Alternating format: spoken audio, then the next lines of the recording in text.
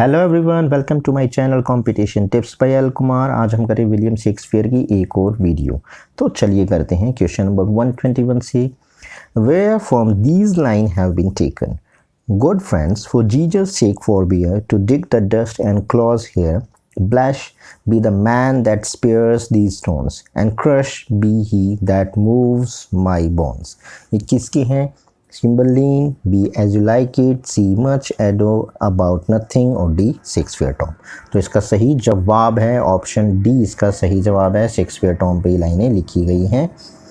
तो next question number 122।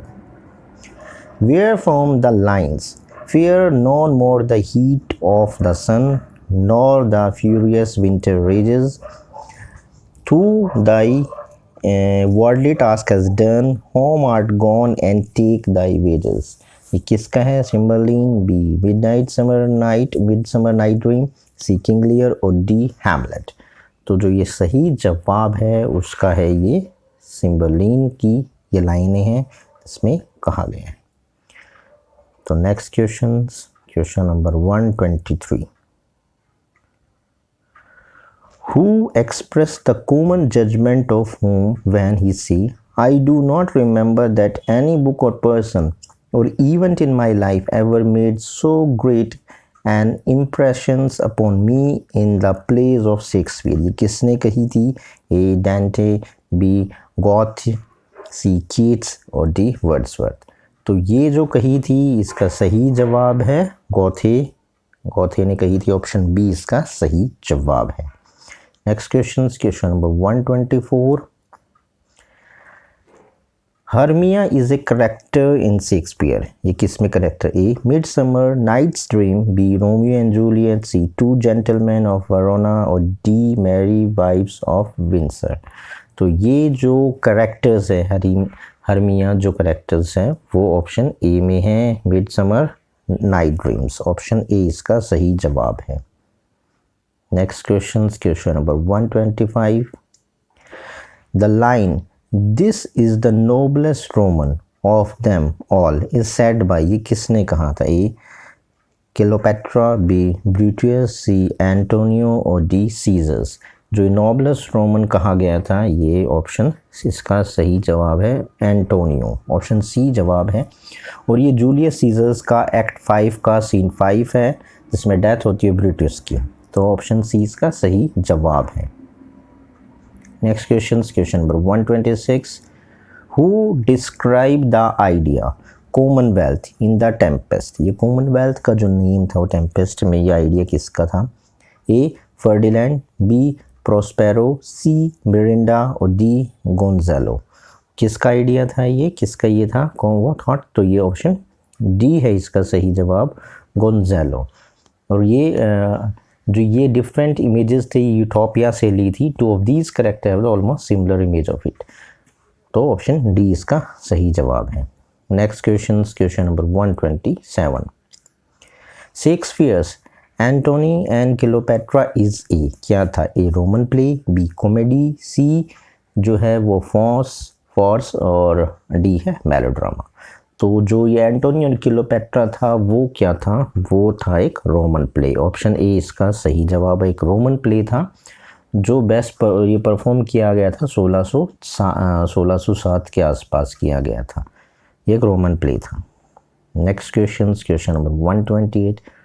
Shakespeare's the Tempest is A tragedy, B comedy, C tragic comedy और D history play. कौन सा था? तो जो टेम्पेस्ट था वो एक ट्रेजिक कॉमेडी था, एक ट्रेजिक कॉमेडी था। ऑप्शन सी इसका सही जवाब है।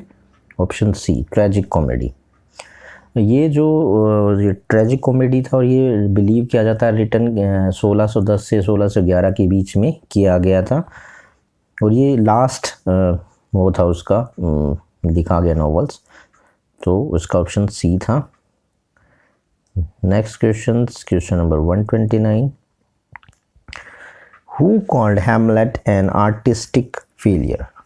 आर्टिस्टिक फेलियर किसने कहा था हैमलेट को? A I Richards, B F R Lewis, C T S Eliot और डी चार्ल्स लैंड। ये किसने कहा था आर्टिस्टिक फेलियर? तो इसका सही जवाब है टी.एस. एलियट। ऑप्शन सी इसका सही जवाब है। टी.एस. एलियट ने ये कहा था इसके लिए कि हैमलेट के अकॉर्डिंग जो मोनालिसा ऑफ लिटरेचर है work that is interesting but not a work of art, it's mean writer is unable to objective the emotions. वो ऑब्जेक्टिव्स नहीं कर पाया था कि मैं हैमलेट इतना कंफ्यूज क्यों है, क्या उसके पीछे रीज़न है, क्यों है, वो नहीं है। Question number 130, the essential Shakespeare is a work by, ये किसका वर्क है एसेंशियल शेक्सपियर?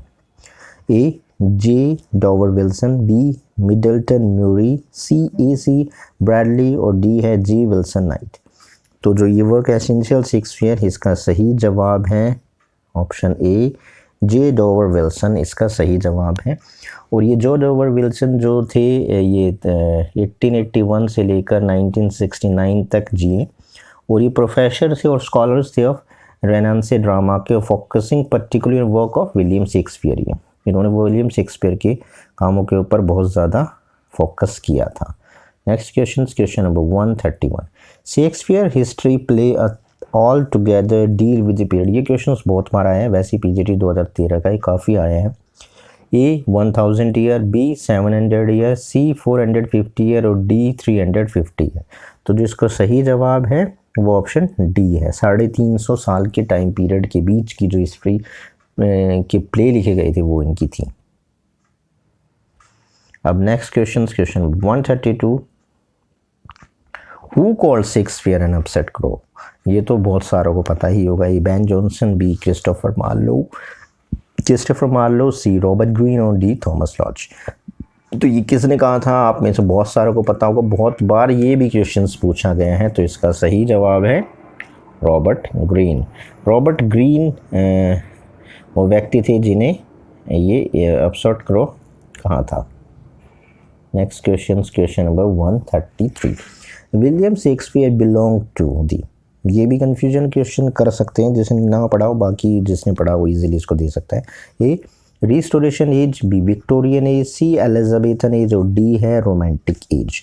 तो इसका सही जवाब है जो आपने सही चुना है ये है ऑप्शन सी एलिजाबेथन एज, क्योंकि जो एलिजाबेथन एज थी 1550 से 1620 तक है।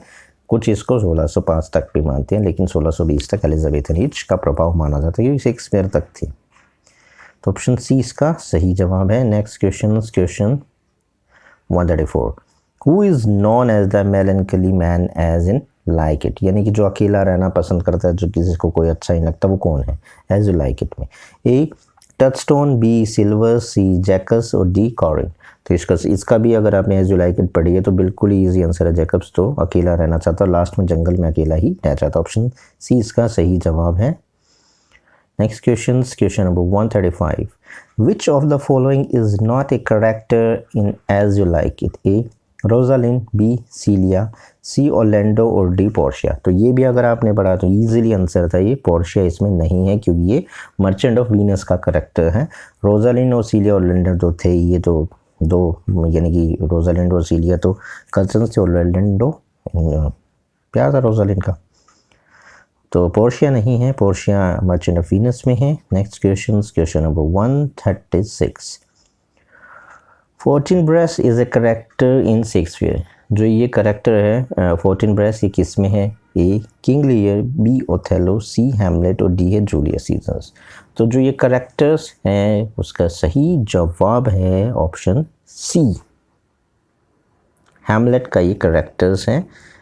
द प्रिंस ऑफ नॉर्वे जो वो से जो हैमलेट थे तो प्रिंस ऑफ नॉर्वे भी इसे कहा जाता है। ऑप्शन सी इसका सही जवाब है। Next question number 137, the main theme of Shakespeare sonnet is, TGT 2011 के क्या है इसकी? A love, B hatred, C intrigue और डी है एनवी। तो जो कौन सी इसकी थीम है, यानी प्यार है, हर्टेड मतलब जो नफ़रत होती है वो है, इंट्रिग मतलब साजिश और एनवी मतलब वो होती है, एनवी का मतलब क्या कैसे ईर्ष्या।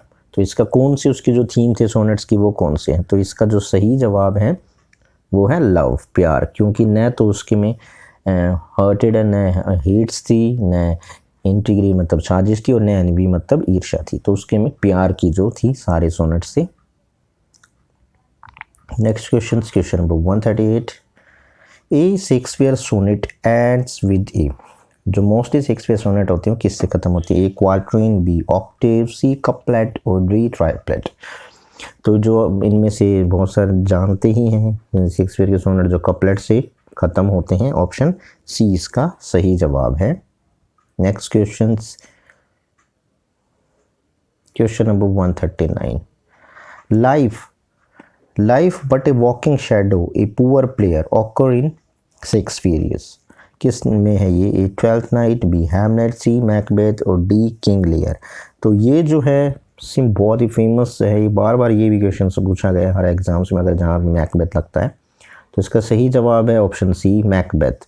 मैकबेथ इसका सही जवाब है, क्योंकि ये जो है वो एक्ट 5 और सीन 5 में है, जिसके अंतर्गत लेडी मैकबेथ को है वो नींद में चलने लग जाती है और अपने जो उसने गुनाह किए हैं वो अब मतलब अंदर से पछतावा टाइप में होता है, जिसमें नींद में बड़बड़ाने लगती है। नींद में वो जो डॉक्टर उसका इलाज करा होता है उसको सब कुछ बता देती है मैकबेथ। तो एक्ट 5 का सीन 5 था ये, तो ये ऑप्शन सी था इसका सही जवाब। नेक्स्ट क्वेश्चन नंबर 140 और आज का last question, the quote, love looks not with the eyes but the mind and therefore is a winged Cupid painted blind occurring. A Midsummer Night Dream, B Love Labour Lost, C Antony and Cleopatra और D है the Merry Wives of Windsor. तो ये जो है ये जो coat है वो किससे लिया गया है? तो इसका सही जवाब है ऑप्शन ए मिडसमर नाइट, इनका सही जवाब है।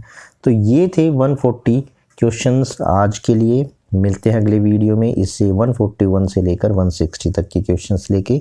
तब तक के लिए नाइस डे।